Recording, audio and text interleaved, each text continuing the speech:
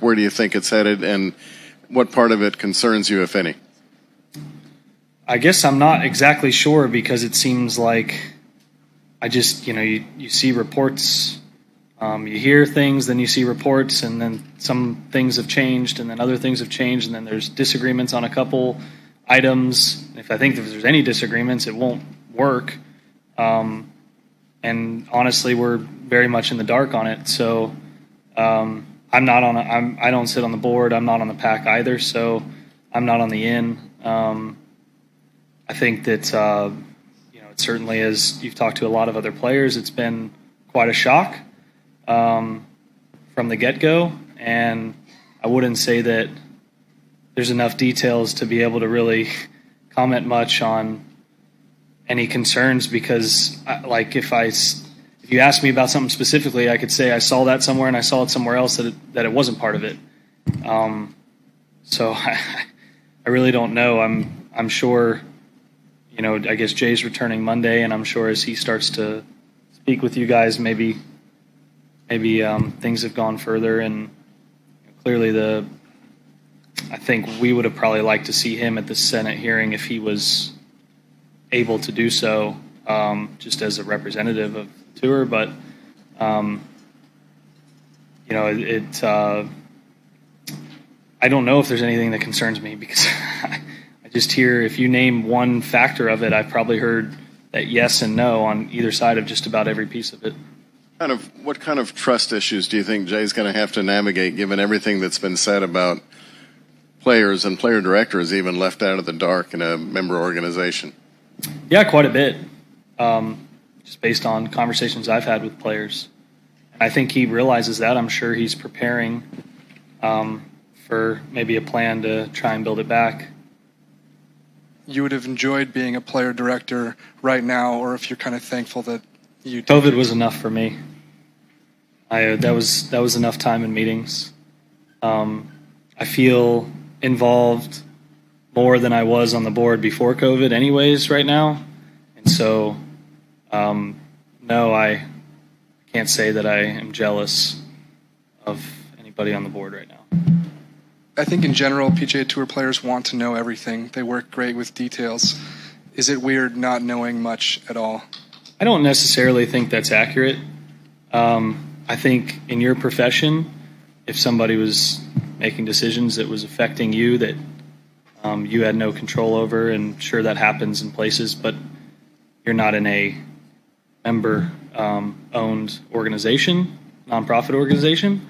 I think that anybody in that situation would like to have maybe a little bit more communication prior to massive changes and decisions being done in principle. What did you make of his resignation the other day from the board? Yeah, I've been very close with Randall for almost 10 years now.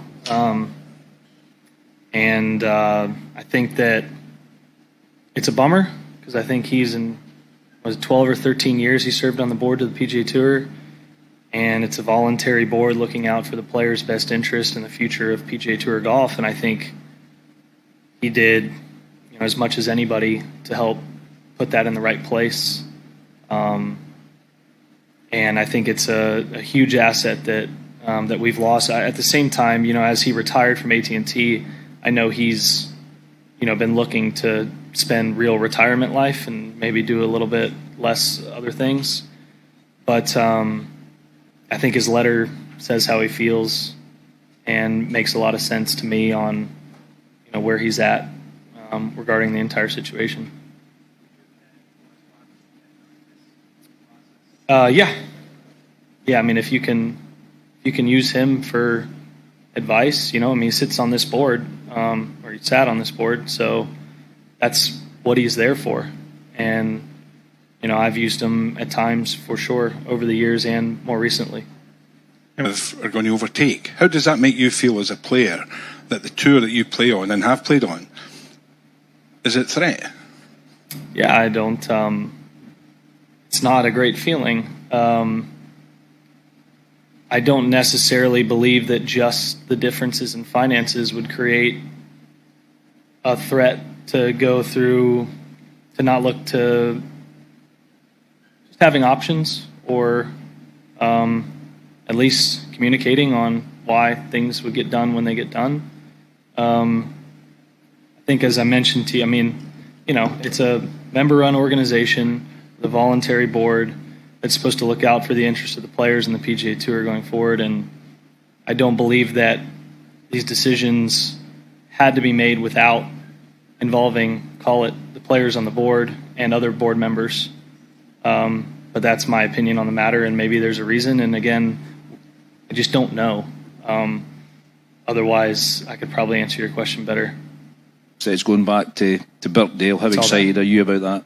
Yeah, very. I think, Birkdale is a highly rated golf course and also rated as one of the better open venues, and it's had a lot of, I mentioned it, I think, at going into that week and after that week, that, the list of the winners at Birkdale are phenomenal. And I was blessed to join that list. So anytime you go back to a place where you have those kind of memories, it'd feel a bit like Augusta to me until a U.S. Open goes back to Chambers. So that's the only, similarities but that's different because we see it every year. So, next week, I played with Rory the first 2 rounds in 2014 and saw that wildly impressive display of golf. I played with Tiger for the first time in a major on Saturday. So I had some really cool experiences around there, and I know there's been some changes to the last couple holes, and I look forward to. I remember some of the golf course and not all of it. I look forward to getting back out there. I know it's, one of the better, fair, and very cool open venues to play with internal out of bounds and stuff that you want to see over here. Will be. I've heard it might be easy, it might be hard, it might be carnage. We'll see. At time.